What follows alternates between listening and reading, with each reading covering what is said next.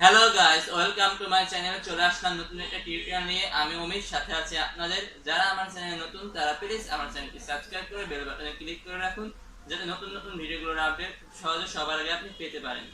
So আজকে আর কথা না বাড়িয়ে চলে যাচ্ছি ভিডিওতে।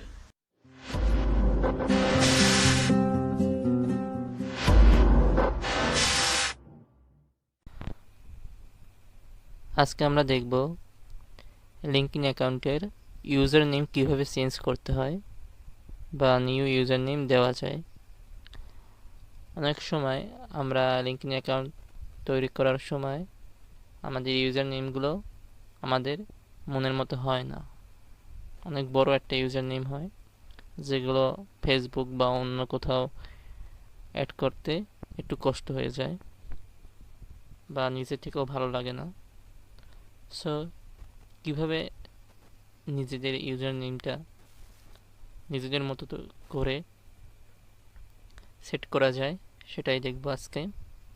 সো চলে যাই আমার লিঙ্কডইন অ্যাকাউন্টে।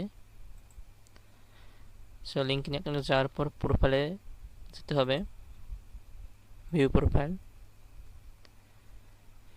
প্রোফাইলে আসার পর এখানে দেখতে পাবেন যে edit public profile and URL, এই অপশনটায় ক্লিক করতে হবে।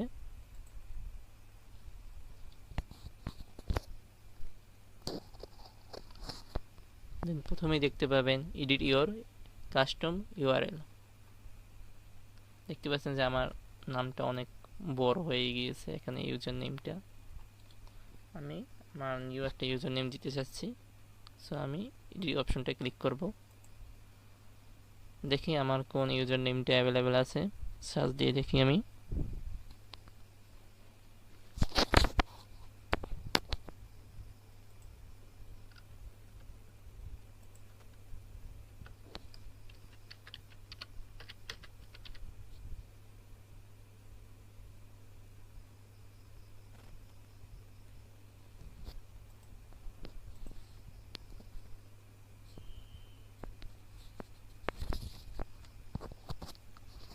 আমার ইউজার নেমটি অ্যাভেলেবেল আছে। দেন আমি সেভ অপশনটায় ক্লিক করে দিচ্ছি।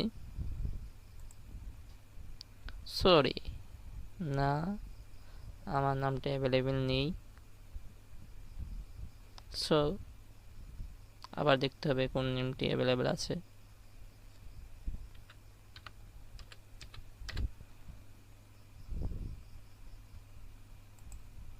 হ্যাঁ, এই নামটা অ্যাভেলেবেল ছিল।